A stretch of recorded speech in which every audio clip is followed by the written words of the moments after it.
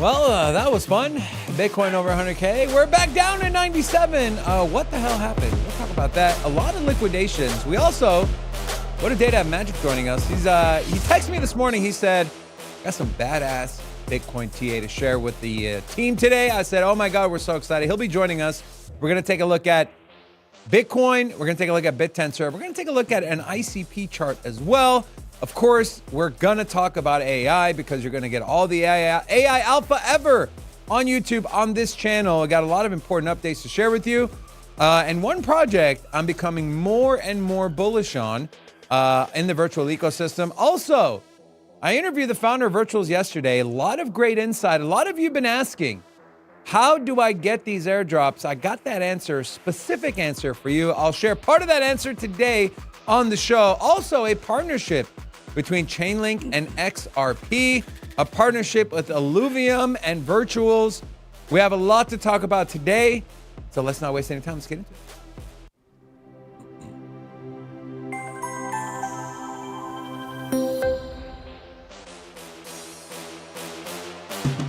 Hola!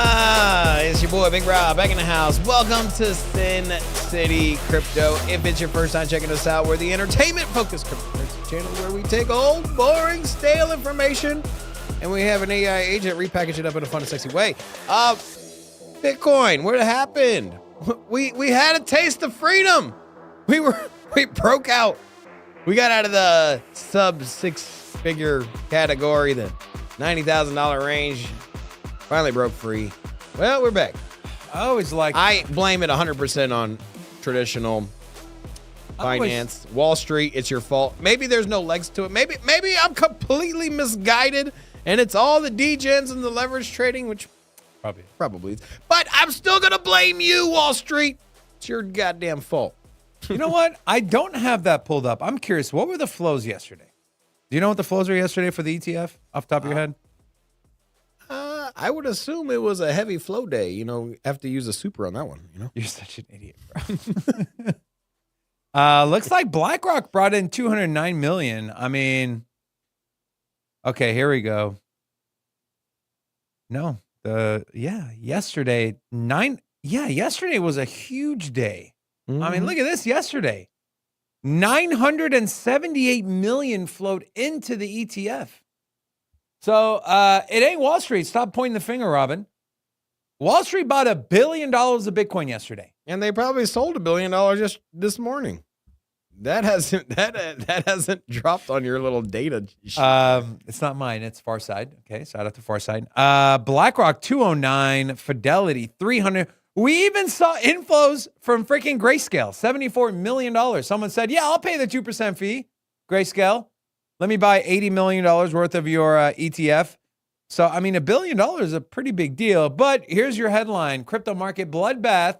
$249 million worth of longs have been wiped out in mere hours. Man, does it feel like, Rob, like back in March, April, May, June, July, August now, where it's like, oh, 100K, oh, 90. Oh, 100K, oh, 90. Is January the new March? No, Trump's about to get in office. Things are about to get real frothy. I'll be honest with you. You got actually two scenarios. I believe that what we're going to see is Bitcoin popping off to like 120, 130, 140,000. Do I need a chart? No. This is just a man's intuition. I'm looking at the direction of Bitcoin, right? The narrative, the Bitcoin reserve, strategic reserve by the U.S., the U.S. being a net buyer. Also, just being further along and further away from the halving and going further on and through the bull market cycle. And I just think that next 2 months is going to be glorious. Same time, there's a lot of uncertainty.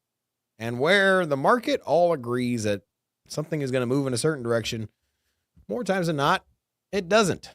And so the fact that everyone expects Trump to get in office and Bitcoin to break new all-time highs, and well, maybe that doesn't happen. And what would that be off the back of? Well, perhaps tariffs. So Trump has said that he's going to apply tariffs day one across all nations, 10 to 20% in goods. Maybe that's good long term. But it's hard to argue about the economic impact that's going to have on global trade, especially goods coming into the U.S. and what that means for prices and what that going to ultimately mean for the economy. And we know that Bitcoin does follow the economy in some sort of rate or fashion, right? We know interest rates go down, Wall Street goes down, tech stocks go down, NASDAQ goes down, Bitcoin has gone down, or at least it did. So, did you what's up? Okay, so the conversation I had with you this morning about that AI token that I was bullish on. Oh, by the way, I know you created a goal. I told you I didn't want to talk about that. Yeah, I created a goal. 5 super chats, $20 or more. But I specifically we'll give you super secret alpha. But I AAVE specifically told you I didn't want to talk about it. Well, there's you can pay to play, baby. Why are you always putting me in a weird spot? All right, I mean, whatever. You got a lot of alpha, so you could pick and choose one. If we get there, fine. But I really don't want to. And I'm not trying to bullshit here. But I wasn't planning on talking about this till Friday. But okay. What were you saying? Because I was just looking at the thing and getting mad. I was talking about Trump and tariffs coming and what that means for the economy. And I think that if we're going to be ultra bullish, we're going to be at $150,000 Bitcoin within the next 90 days. And I think that's off the back of Trump coming in office, Federal Reserve. But anything is on the table. You never know what could happen with these tariffs. It could be a net negative for the economy. Could bring down NASDAQ. Could bring down Bitcoin's price. Okay. And also could take a while for this Bitcoin reserve thing to happen. Yes. We assume it's going to happen like right away like this, but maybe it doesn't. We're not going to get into the macro stuff, but if he cuts taxes, the tariffs will have less of an impact. So I'll leave it at that. Rob, you also have this. Did you see this? The leading presidential candidate in Honduras spotted wearing a Bitcoin cap. I feel like we're going to see a lot of this in the very near future, man. We're already seeing it. You saw with Argentina, El Salvador, now, Honduras, obviously the United States. There's one more, too. Guess who? Andrew Tate, who is running for prime minister. He has come out and said that if he wins the candidacy, if he becomes prime minister, he's going to start a strategic Bitcoin reserve as well. So I laugh at as much as we laugh about it. The man is the probably the most popular. I don't know if popular. He's polarizing. Yeah, no, I'm just saying social media popularity. At one point, he was in the number one. I think he's fallen down the charts recently. I think he's a little cuckoo. I think you could probably throw Elon Musk above Andrew Tate at the current moment, but there's no disputing the man is wildly popular. Right. Wildly followed on social media channels, has a big following, large community, cult-like community, And so wouldn't be surprised for him to at least be competitive in the election, right? He's gone all in. There's no, I don't think, it's not a gimmick. I don't think it's a joke. Seems pretty serious. And here's the thing. You do realize that he's going to be competitive, right? And on a serious note, David, he's going to be competitive, right? He's going to be talked about. Issues he brings up are going to be talked about. So if he comes out, takes some kind of media inquiry, maybe a debate, whatever it is. I don't really know how the politics shape up on pre-election status in the UK, but if he starts talking about Bitcoin, starts talking about strategic reserve, and there's another candidate in the room, they're going to have to also address the issue. And so he's going to force that subject matter upon other candidates. And the election is within less than a year. So, there you go. We do have Magic joining us. I'm going to bring him on in just a second. I'm looking at a shirt that's pretty funny. We'll bring him on in 1 second here, Magic. I do want to share this really quick. Get Robin's thoughts, and then we'll bring Magic. This was posted by Bybit. Says, eyes on Ethereum and comparing Q1s, right? ETH has outperformed Bitcoin in all Q1s in bull markets. And we're off to that same start. ETH is up 10% so far in the quarter of the first quarter, which obviously January just started. Bitcoin's only up 8.7%. You think this trend continues? Oh man, ETH is taking off, baby. Where ETH? That's it. I'm selling everything. We're selling the stock to the company. We're going all in on ETH. That's it. What? Anyways, yeah, it's interesting. I think what that signals. I mean, what else do you want me to say? Okay. I mean, what I think it signals is that we are entering into the next leg of the altcoin cycle, right? We saw Bitcoin move from that 60 to 90K, 90K to 108, broke new all-time highs, consolidating right now. Honestly, it's not going to break new all-time highs before Trump gets in office, I don't think, right? What do we got, like 2 weeks? Oh, next 2 weeks. Whatever. Next 2 weeks, no new all-time high. 13. No $110,000 Bitcoin, sorry to say. But I think that is the best case scenario for you, the crypto DJ, the person that probably doesn't have much Bitcoin but has a bunch of altcoins. Yes, you, the person. Yeah, you. I know your portfolio is heavily weighted in DJ and altcoins. That is good for you. You know what? We want long-term consolidation above and beyond 100K or maybe right around that range. Trade sideways. And we're seeing that altcoins are taking off. We're seeing that AI space and AI agents are returning massive gains. And, well, there's other projects too. We saw, the 5Xing of XRP. We saw the 4Xing of Cardano. We saw Stellar Lumens, 6X. And so altcoins are here. The altcoin market is just started. And I think that the next leg is here as well. I think that looking at charts like Ethereum outperforming Bitcoin validates that.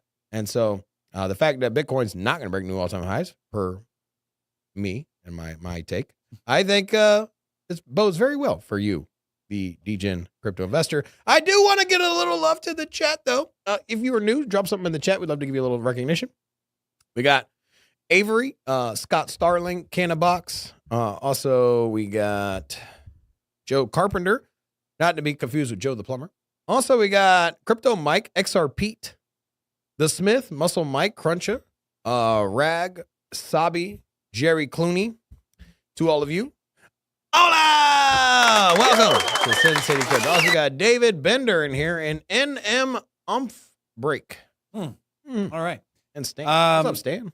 We got a lot of new subscribers from our AI agent videos. So if you're one of those, welcome. Make sure you sub to the channel. We'll get into the AI Alpha here in a little bit. But first, we're going to bring on our friend Magic Internet Money, who is the chart master.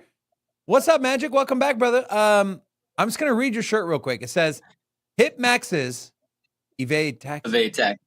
It's my motto. No, I'm kidding.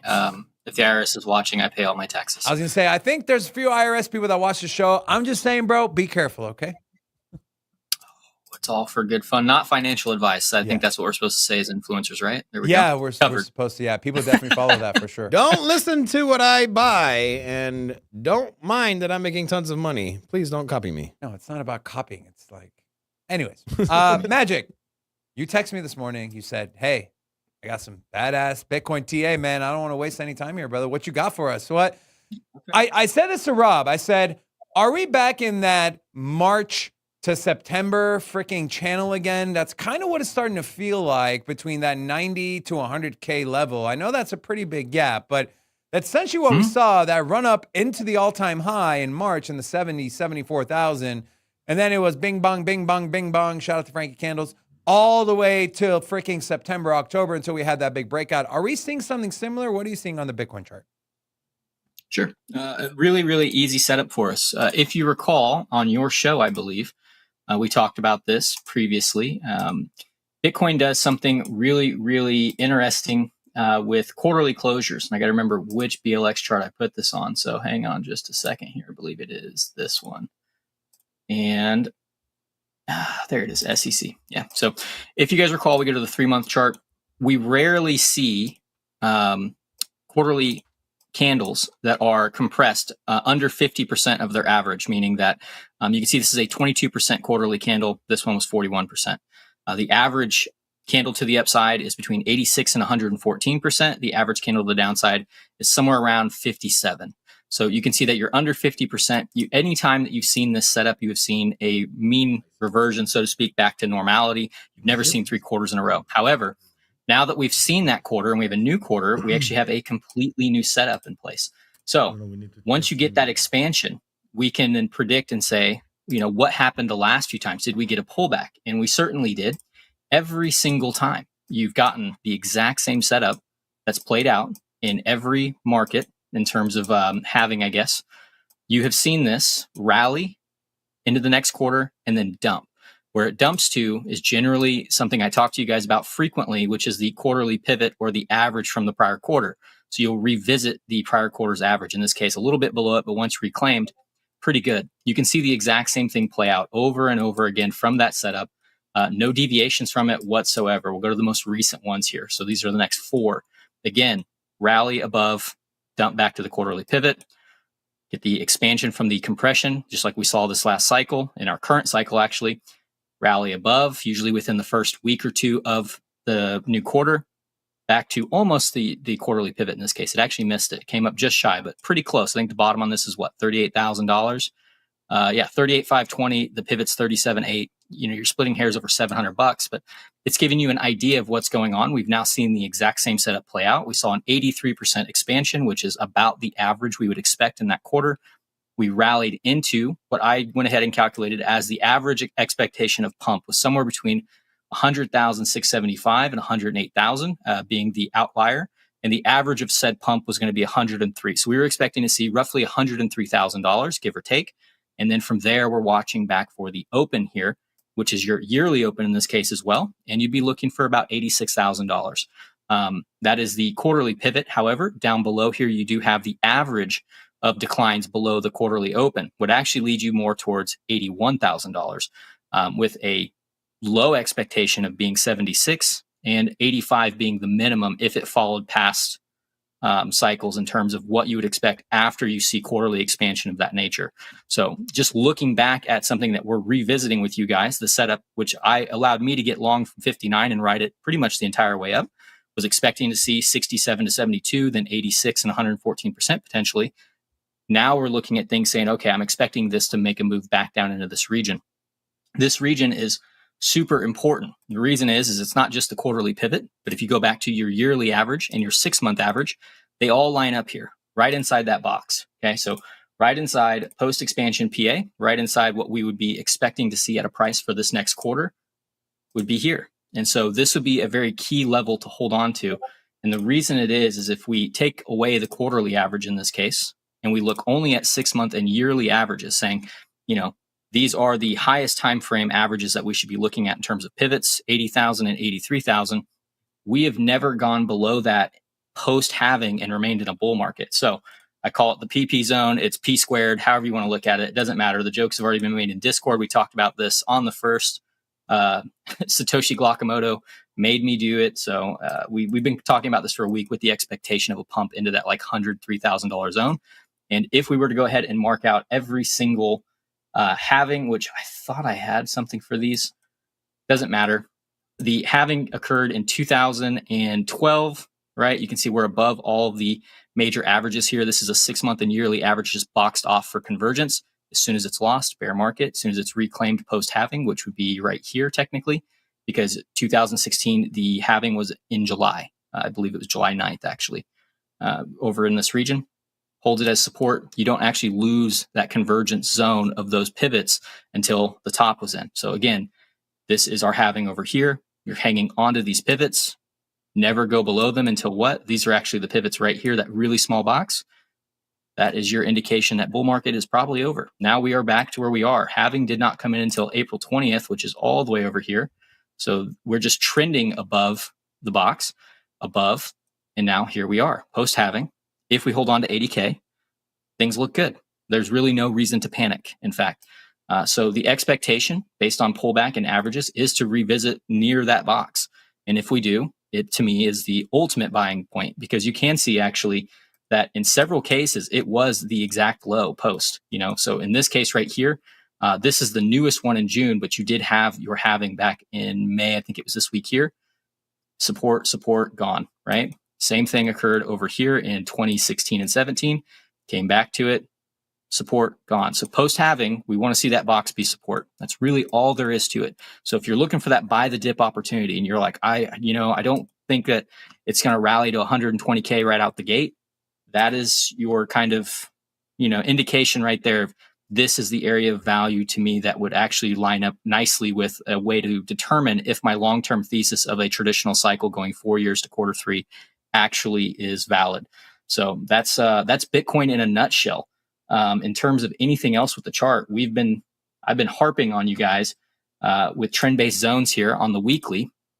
As you guys can see, this has been my model for this cycle, saying if we saw similar expansions, what would the zone that would call the top be?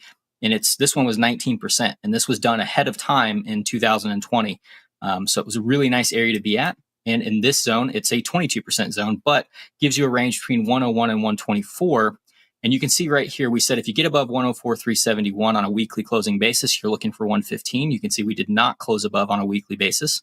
So if we were to visit this on something like a normal, chart that doesn't update daily like the BLX does, going back to the weekly, you will find that we pretty much rejected right from that. And I believe it's in my macro folder because it's just a true cycle, trend-based, logarithmic gold pocket. That's all it is. So from the prior cycle low to the old cycle high at 69 back to 15K, you're projecting for a similar move in percentage basis. You've ran into the gold pocket, and you can see no closures above. Now, if you start closing weekly candles back above 104, 105, this region of the chart, you've got the move to like 115 and 16 on deck, maybe even 120. But until then, I'm looking for those pullback regions back towards the bottom side of this and looking for those averages, right? That quarterly setup comes in like here. This was our average that we were looking for. And now we're looking for the blue box below us. And so that's what we're going to be trading for until proven otherwise. If you want to be really conservative on a setup like this, you could say that below the Q1 open is when I'm willing to accept that that's a setup and I'll look for a trade into that region. Or if you wanted to just be patient and look to buy in that zone, you could.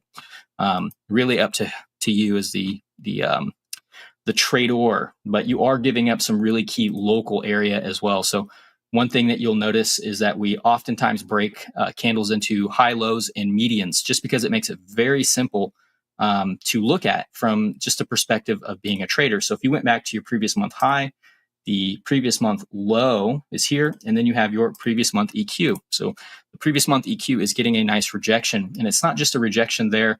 If you go out to the monthly time frame itself, you'll see that the monthly is also swing failing itself yet again.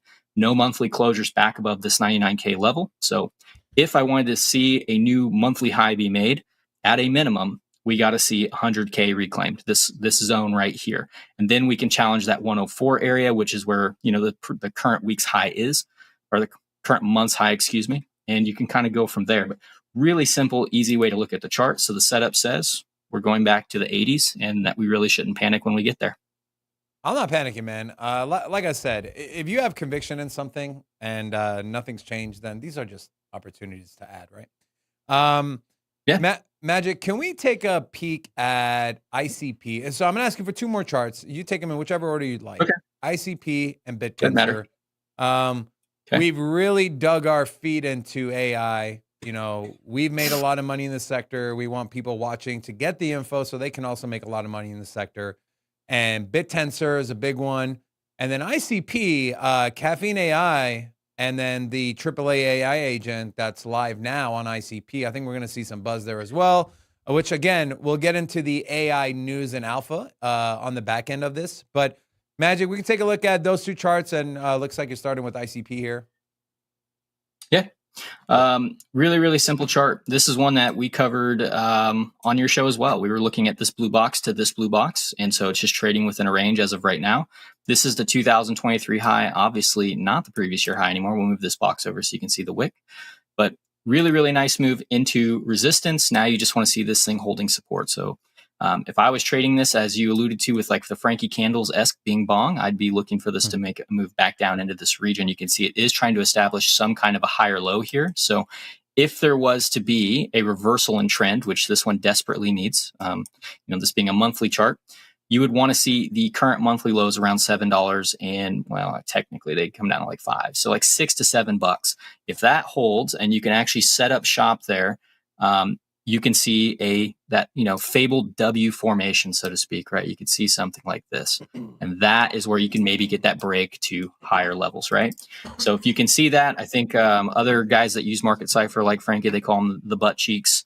That's what you guys want to see. You want to see the higher low. You want to see that rounded bottom. And if you do, you can start playing this as, okay, I'm buying the support back to resistance, maybe lock in some gains. And if it breaks, great. If swing fails the high, at least I've paid myself and I have plenty of time to get out and profit still. So that's how I would see it. Below this level, there's nothing good for this one because you were coming back to $3, to be quite upfront with you. That's how I would view that one. You mentioned two of my favorite things, Magic: butt cheeks and W's, because W is my favorite letter in the alphabet. Well, Dubs. Yeah, that's it for ICP. That is as simple as it gets. Too bad butt cheeks don't love David, So what does that even mean? What does that even mean? I don't know, but it's funny. He's like, I don't know, but it's funny. Thanks, Magic. And then I know you're gonna elaborate a little bit more on this, but I did want to say just quick highlight. We're on AI. We are anticipating that. I'm anticipating Avalanche to have a big breakout, and maybe they're just kind of monkey see, monkey do, like, hey, AI. But real quick, just to take a peek at an announcement from the Avalanche Foundation, you do have here. Avalanche Foundation is thrilled to see its first AI. Well, Robin, I was actually going to go over that in our AI segment, but go ahead. Okay, cool. So anyways, they are launching their AI Launchpad, and it is live. And so it features token bonding curve, AI controlled wallets, Twitter integration. So a lot of what we're seeing already out of the virtuals and some of these other, some of the Crater Bit, things like that. Also, Avalanche is now everyone is like rushing to throw an AI narrative in there. Yeah, but I don't know, man. I think at this point, if you can get an operational, I think I'm all about competition. If Avalanche, I'm bullish on Avalanche. If Avalanche builds something, or Near builds something, or Solana builds something, and it's amazing, then you're going to get these other projects that are going to have to up their game, and it's only going to make the entire space better. Watch out for Avalanche, bro. I'm telling you. Yeah, I got a video actually on this very thing, how easy it is to set one up. But Magic, I know I mentioned earlier BitTensor. Can we take a look at that chart? I announced last week I swapped a lot, like 90% of my Solana for BitTensor because I'm just so bullish on the AI sector. But BitTensor is one that the tokenomics are kind of set up for massive pumps. It's only got like 7 or 8 million tokens in supply circulating. But what's the setup look like on BitTensor? That is a good question. This is one I don't know when I even looked at it last. Maybe it was you guys that requested it, but this is what I left on the chart. So I always like to come back to a chart, even if I've already charted it, and just kind of see what my levels look like. So from here, obviously coming into some old support and resistance, as you can see, setting up a local high here. So realistically, this one does need to reclaim about, we'll call it, live above $500. So it's about right there now. If you can continue doing that, things are okay. The one thing you don't want to do is give up the previous quarter low here. Just straight away looking at 398.92 on the high time frames. Also your 2023 high at 395. Losing that would bring you all the way back down into the mid 200s, probably another, $150 down at that point. And that's not going to look good. So for now, things look okay as long as you're above $400, give or take a few bucks. We'll call it that, right? So looking at this one, you've cycled to the high of the range, and this one's very much so all encompassing back to it, rejecting. So setting up here for the, lower high, is not indicative of pumping higher. Now, that's at a glance. If I'm looking at this through the lens of high time frame analysis, I'm saying that this is my key support right around $400. You can see that. I think people will probably try to pattern trade this into some kind of head and shoulders, I'm sure. Or maybe it turns into a descending triangle. But what you don't want to see is below 395. Below 395, and the tokenomics don't matter on this one. It's going sincerely lower. So to me, nothing terrible. It's just, these are just giant ranges for some of these tokens. So if I was looking at this, I would start pulling local fibs. Where are they at? We're in log. Let's get out of log. Yeah, you can see that this is also your gold pocket here, right there at that 2023 high. So revisiting this needs to be support. I do want to take a look at some of the volume profiles just to see what's been going on locally. Obviously, this has been so range bound. You're not going to have too many NPOCs over here. Man, that's a big expansion. Yeah, you don't really have much to work off of from that regard. Everything's been kind of just range bound, range bound, range bound. So let's look at our pivots. We have anything over here by quarterly? Yeah, you got the pump right out the gate. This is your 6-month pivot. What does our yearly look like? Didn't mean to hit that button, but we'll change it in a second. Yeah, yearly pivot's the same. So if we go out to like a 4-hour, it's a little cleaner and easier to see. You know, all the averages are beneath you, which is not a bad thing. You want to be above your averages, to be quite frank. You want to see them tapped and then price continue to rally. My issue is getting a rejection here out of this like $500-$600 region. It's kind of like the midpoint, you know, if you were looking at it like this. If we were saying, where's my midpoint? It's probably right here. And this to me begins to look not bearish necessarily. It's just we really do need to see a higher low. And so if one was looking for one, you have two ways of doing it. Is looking at it from the lens of, you know, where's my local profiles at, which I think are very far away because of such a rally out the gate, to probably just looking for here and saying, you know, maybe I don't get to trade $400 again. I need to look for a more local play somewhere around 470 down into this 460 range right here, this little box. You know, to me, that would be my first opportunity at this one at a higher low. And that's what I'd want to see after a move like that. After a rejection from the top side of the range, I want to see this, we'll call it the EQ, give or take, you know, a few Fibonacci's. You want to see that holding. So we want to see it continue to rise above. And if you can do that and you can put in a local higher low, then we can start talking about that move back into like the highs. But coming back to $400 is risky business, because if you break down from here, I do think that you'll see somewhere around 250, maybe lower. I'm not a huge alts guy right now. Anytime Bitcoin's pulling back, I'm not looking at alts, to be quite upfront with you. I'm a pretty conservative investor and trader, though. People know that. Probably boring to some, but it works for me. So, you know, whatever you guys do, not you guys, but your audience, whatever you guys do, just make sure you have some conviction and you've kind of planned out your moves a little bit in terms of risk. Dude, I pray. I mean, if BitTensor gets to $250, bro, there you go. I'll be doing a video. Why did I just buy $10,000 worth of BitTensor? But yeah, you know, for me, this was kind of a long-term move from Solana to BitTensor. You know, and honestly, like when I looked at my bags, you know, I was accumulating Solana between, I don't know, $15-$30. And so I got a 10x out of it. That's pretty damn good. And so I was completely happy with those gains. And I think moving forward, for me personally in my portfolio, I was going to get better gains out of something like BitTensor versus, you know, holding it in Solana, maybe getting a 5x. I honestly think BitTensor could 10 to 15x from here, but that's just me personally. Magic, we thank you as always, my friend. We love your stuff. We love your tea. I also love the fact that you kind of do it step-by-step live. That way the people watching can follow by. Guys, if you enjoy Magic, I'm going to prompt his Discord link. Highly recommend you go join his Discord. A lot of alpha in there, not just from Magic, but from his business partner and from some of the community members that are traders in there as well. And so, Magic, we appreciate you as always, brother. Happy New Year, by the way. I know we didn't see you last week. Happy New Year to you guys. Happy New Year, brother. I was telling Rocco, we're snowed in. I'll send you guys a picture. I've got a mountain of snow that's like 4 feet tall in front of my door that I had to dig my way out of to my driveway. So I was snowed in completely. Well, that's always fun. Good times.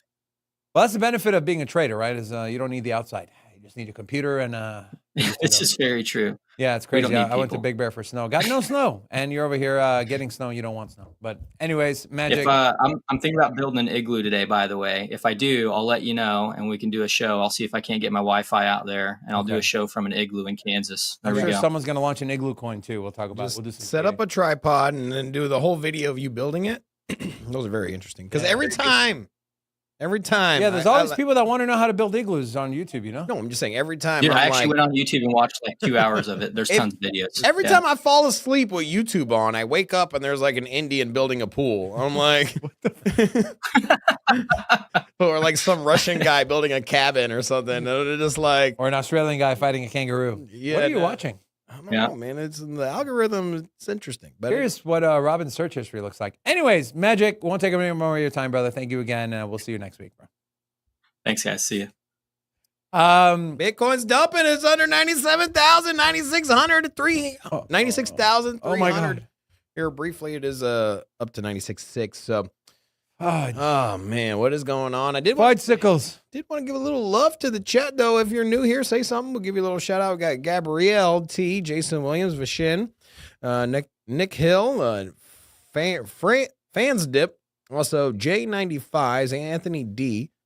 Did have a comment out of Fanalist in Rumble. So hello Rumble. And then also we have a new whale member, Andrew Hoover, but not anybody that's here live. I think he probably joined on our afternoon video. Maybe he's watching live. So, Andrew, if you're watching, thank you so much for joining our community. We'll add you to the credits. And, yeah. Oh, yeah. Also, Andrew, jump into the live show or throw a comment on one of our videos. Say hi in Discord, and we'll add you to the whale group. Yeah. A lot of AI alpha happens in there. Yeah. All right. Let's talk about this. I mentioned Chainlink and Ripple, or XRP. Ripple has adopted the Chainlink standard to access highly secure and reliable pricing data around the recently launched RLUSD stablecoin. Learn how Chainlink price feeds are set to accelerate the adoption of RLUSD across the DeFi ecosystem. And this was, quote, posted from the Ripple post that said RLUSD has adopted the Chainlink standard. So, yeah. I don't think this is a surprise to anyone, but No. Chainlink is the gold standard. So they're a great infrastructure play, So any thoughts on that, Rob? No, not really. I'm just confused. With Muhammad said everything's going to zero, but he says Filecoin's going to $75. Like, what's going on here? he's also bullish on goats.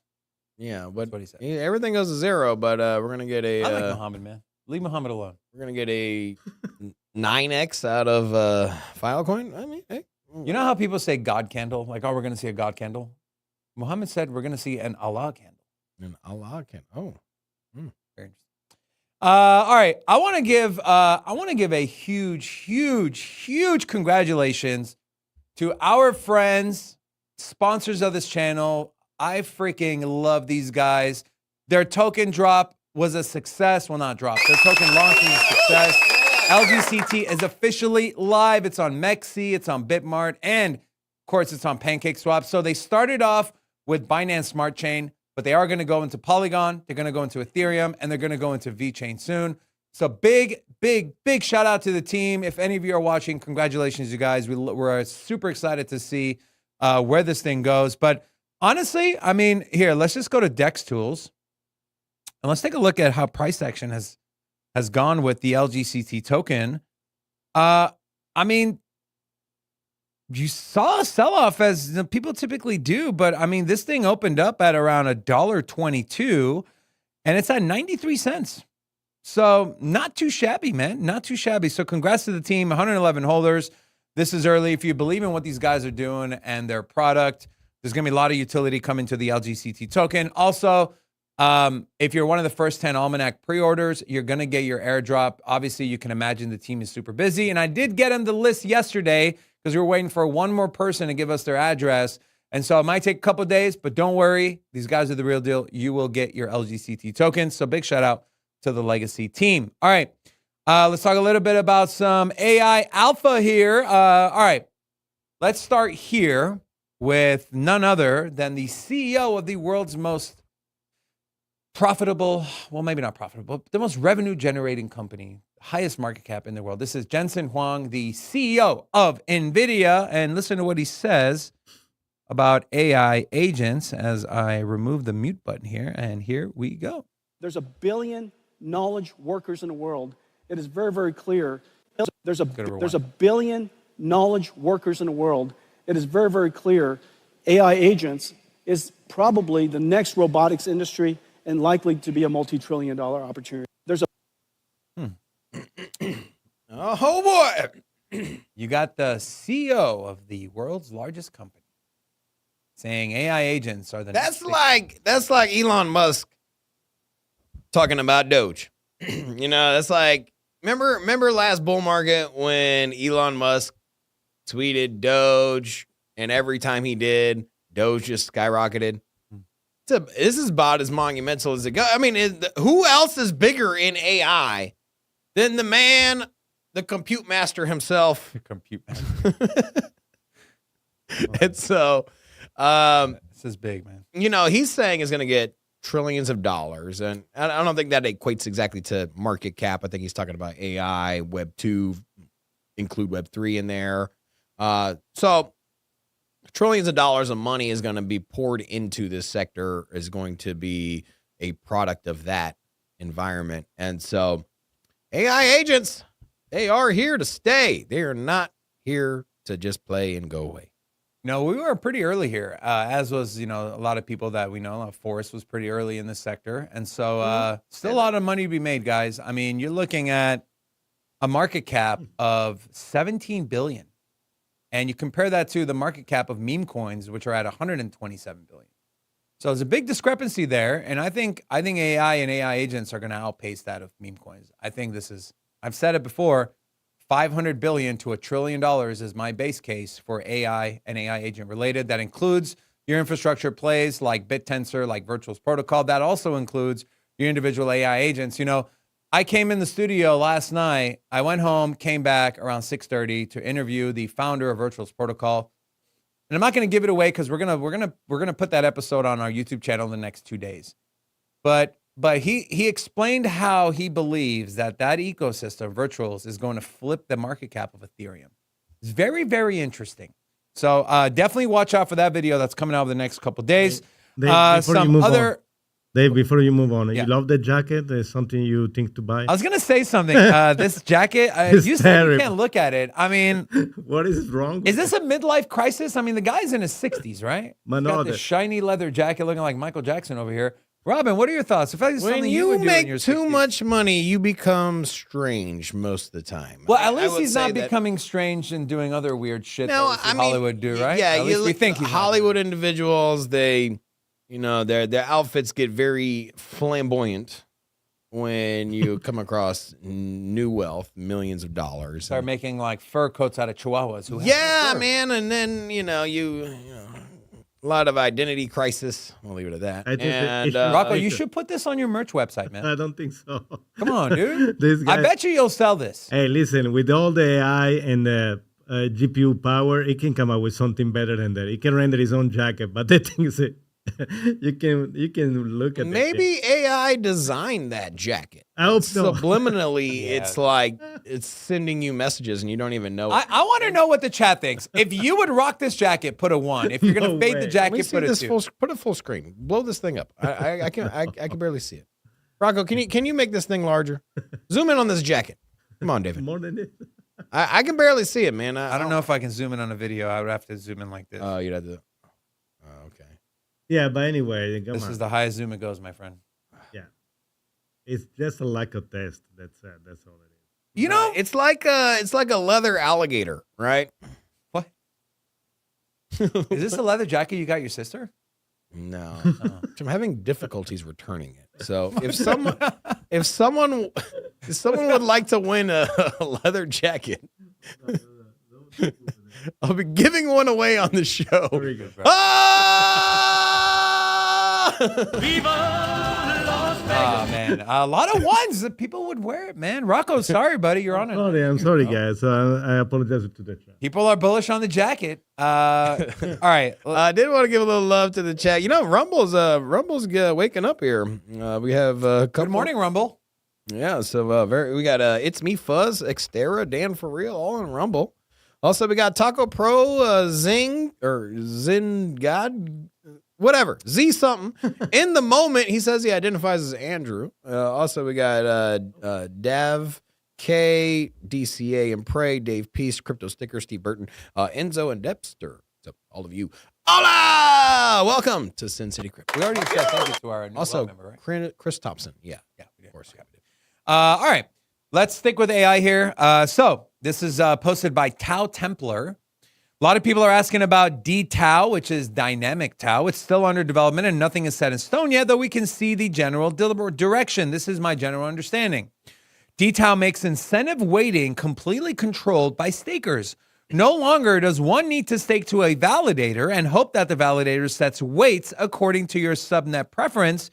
You'll be able to stake to your favorite subnets at will. It's like going from a representative democracy to a direct democracy. So instead of you voting for a representative, that should represent you, which we know doesn't happen, you just go directly to Congress and you vote yourself. So that's kind of the analogy here, except that you can still do a representative democracy if you prefer. Also, allocating incentives is incentivized, rewarding the stakers who find the most valuable subnets first. This is very important. Rewarding the stakers who find the most valuable subnets first. This is going to lift up those subnets that are providing high value information and trading that info with the other subnets and other AI agents on there, accelerating the flywheel even more than what we've already seen. An infinite, cheap to register subnet slots. Can you do me a favor, David? What? I was sitting here listening to all of it. I just I'm not comprehending. You're a lot more plugged in. I'm not trying to be funny. You're way more plugged in. What does this boil down to for someone that that doesn't participate in AI? I know you're talking about subnets. I know you're talking about validators and voting. It's more sure. If you are in the BitTensor ecosystem and you stake your BitTensor, great. This is good for you. You know that now you can not only, you don't have to validate to a specific staker, you can validate to a specific subnet. And the more your coins, the BitTensor coins, get staked into a subnet, that subnet now rises and more people get. And so people that build subnets are incentivized to build quality ones because that's where all the staking is going to flow to. So that from that side. From an investor side of you holding BitTensor, same idea. It's going to make the subnets that much better because they're incentivized to bring more value to the entire ecosystem. And so it's just overall great whether you're a holder, you're a staker, or you're a validator. It's going to benefit everyone, and it's going to make the BitTensor ecosystem that much better, which eventually the idea is it'll attract more people to build AI agents on their platform like CreatorBid or even launch their own subnet. So that's the bullish side of it. We have this news from the virtual ecosystem. AIXCB is now listed on Binance Alpha, along with, not sure the other projects, Hat and Neuro. I have some AIXCB. I know Redman, he's not here live, but he'll be watching the show afterwards. I know he has done some things with AIXCB as well. And they just did a fundraising.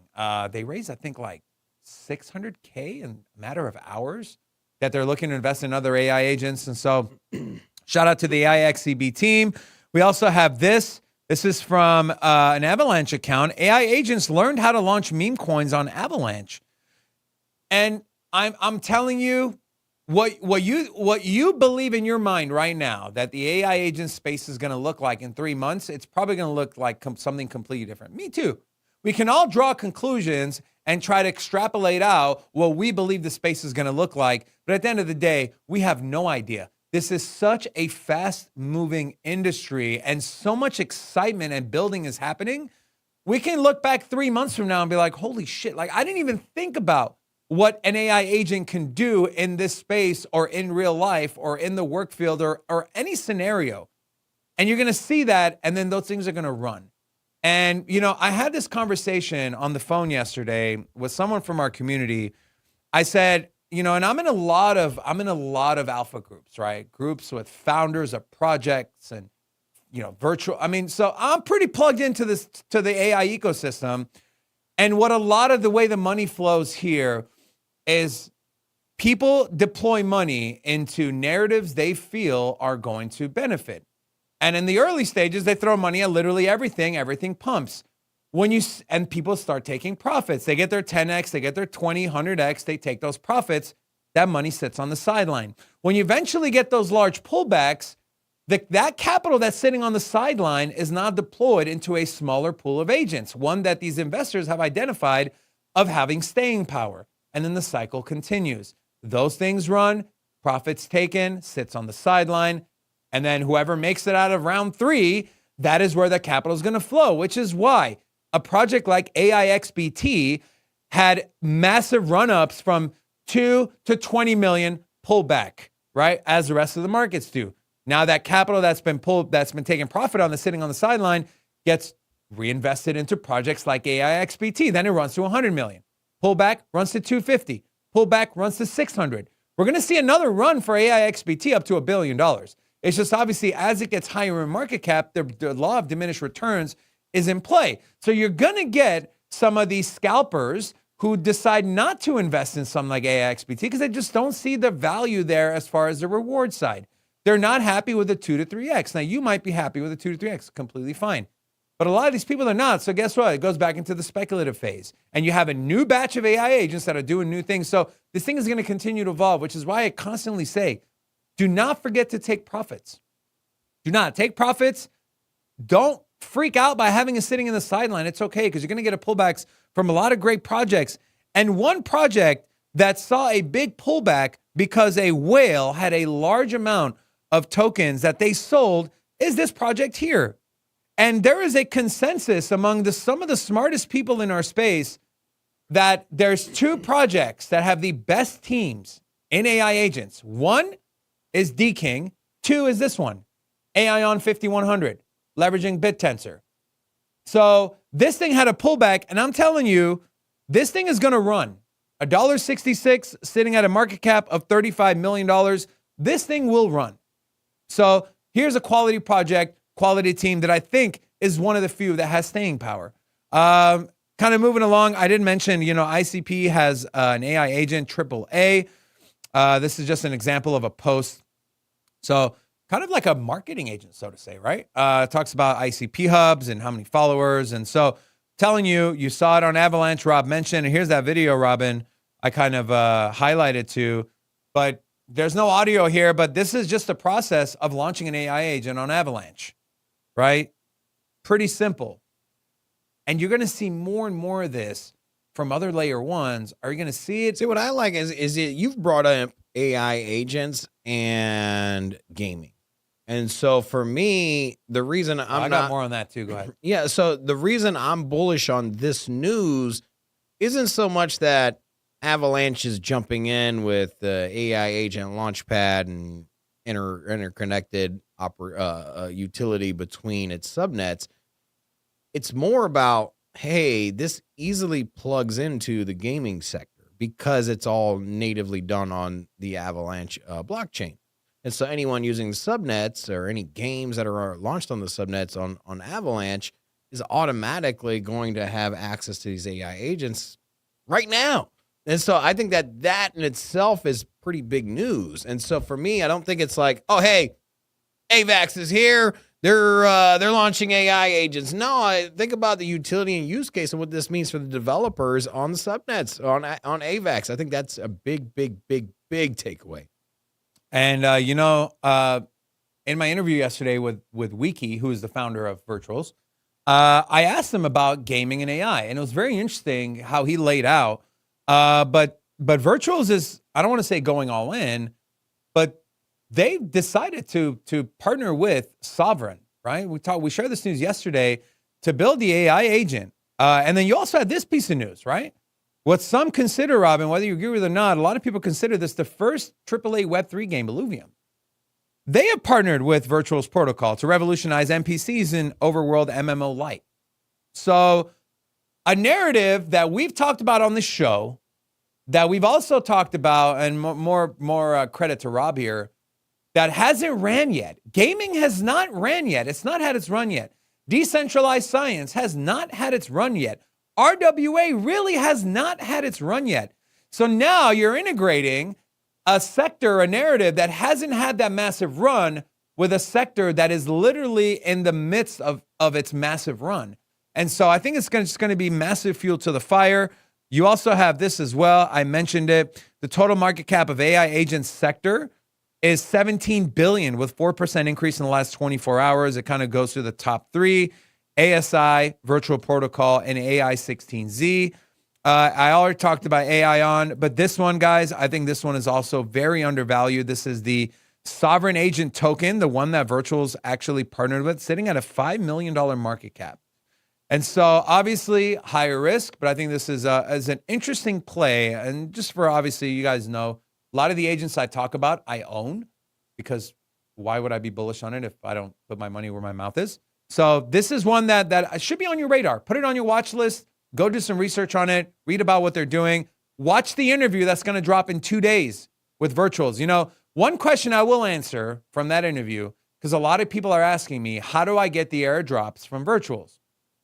Wiki talked about this in our interview yesterday, but there's two ways. One way is if you have tokens of an AI VC agent like Sequoia, like maybe AIXCB. The other way, the more common way, a lot of people think just holding virtuals is what gets you the airdrops. It's not.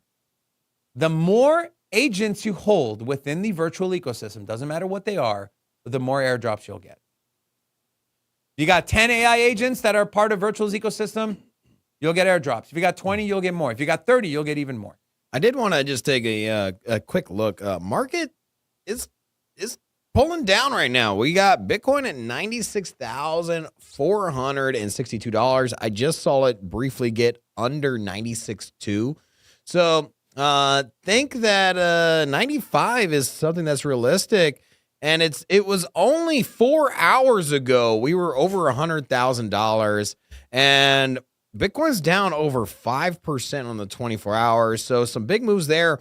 But where people freak out and kind of like, what the hell is going on? I look at this as an opportunity to pull up, well, the altcoin chart. What is down the most? This is what I'm excited about. Please do not get upset at your coin or your favorite project being down. Look at it as an opportunity to buy what you might have missed out on. First standout here. Well, we got the top three. Highly speculative, no real use case utility here. You got Pingu, SPX, Bonk, but we got GALA here at number 4. If you wanted to get a little GALA exposure, it's still up on the week, but it is down to 3.5 cents or just slightly above that. Also, you got Phantom, VeChain, Algorand. And so these are all projects that if you've been kind of on the sidelines, it might be a good time to buy. How low will Bitcoin dip? Will we see Bitcoin go under 95,000, perhaps 92, 93? Let's do it. I'm ready. If that happens, these projects here that we're looking at are going to get even more discounted. And if you've been on the outside looking in on Virtual's protocol, perhaps this is a great time to get in. Under $4. It's down 6% on the week, down 11% just in the 24 hours. And so about some more. Is this the bottom, quote unquote? Don't know. I think, it has had a very strong performance in the last, this year, the last 6 months. Obviously, Virtuals kind of came out of nowhere. So you might say to yourself, like, when is a good time to buy? If you would have said that in November, be like, well, it's moved a lot in November. It's October. October when we start talking about it. You could have told yourself, hey, I should have bought in November. Should have bought in December. Should have bought in January. And so I don't think that this market is at all nearing its end. I think that we are going to have a very prosperous 2025 when it comes to AI agents. Obviously, you're going to get pullbacks in the market. Is this the best entry position right now? I don't know. But is it undervalued for where I think it's going to be by the end of the year? Absolutely. And so $3.72 might be a great entry point for Virtuals. And then also you got ASI down here. And if you're looking for another AI play. So this is typically what I like to look at when the markets are down. But Bitcoin, yeah. Do you think Bitcoin drops under 95,000? You in the chat, I want to know. Does Bitcoin drop under 95,000? Let us know. Put a 1 in the chat if you think by the end of the day we see a $94,000 Bitcoin, 93,000, 94,000. Put a 1 in the chat. If you don't think that Bitcoin's going to get under 95,000, put a 2 in the chat. I'm just curious to see where our chat lands here. And what are you doing? I'm a 1. You're a 1. Huh? What about you? You got to be a 1. Nah. Nope. I think us moving from $103,000 down to 96, I think is already a substantial move. So I think this is kind of the zone that we kind of bottom and bounce back at. Now, whether or not this weekend we're down there, I think that's probably more realistic, but I don't know. Also, guys, I will be making I don't want to call it a tutorial. I'll be doing a walkthrough video on how to onboard and navigate the virtual ecosystem. So make sure you're subscribed. That video will come out over the next few days. I just don't want anyone. I'm getting a lot of people in Discord, personal cell, Telegram saying, hey, I don't know how to do this. I got you. I'll make a video for you. You can share with all your friends. Yeah. Also, looks like no one wanted the AI alpha there. Okay. We'll wait. Well, you can always join the whale membership, and then you get access to the whale Discord. And in there's so much alpha. The whales that took that D-King trade are 30x. 30x, huh? 30x, yeah. Yeah, join the whale membership if you want to support the channel. One, it helps us out a lot. Also, it gives us more rhyme and reason to get more content into our whale Discord. Obviously, if we have 10 whale members versus 100 whale members, we're probably more incentivized to get you content in there. So help that space grow, support the channel, help us grow, and also grow your portfolio because there is a ton of delicious alpha in that Discord. So there you go. And also you get your name in the credits, you get our emojis, and you also get a pretty cool animation as well that when you join. So delicious alpha, you get to slurp it all up and make some money with it, you know? With that being said, that'll do it for today's show. Rocco, thank you all so much for tuning in. We appreciate all of you. Again, if you're not subscribed to the channel, you don't want to make money. You want to make money this cycle? Subscribe to the channel. We're going to help you get there. We love you guys. We'll see you tomorrow. Peace. Sin City, crypto. Everybody know what we here for. Entertainment and info. Gonna show you how to get that big dough. So every day stay tapped in. For big facts, no capping. With Bitcoin, if you're in, then you win. We divide the pie with no fraction. It's Big Rob, David. I spit the game, but they gave it. Name the coin, it's your favorite. I got dry powder, why save it? To the OGs, new beginners. Special shout out to the whale members. Buy a dip, sell winners. Ain't really nothing you can tell sinners. Tune in for the latest new flavors. They gonna teach us mean coins. They polarizing like barbecue chicken pizzas. I laugh with a major grin. Laggers, we trade them in. Baddies, they came to sin. And sinners gon' play to win. Screaming hola, till my bags are flowing over. Hold ya to the moon and to the solar. Won't I? Don't be letting FOMO control ya. It's over when the finger tornado close ya.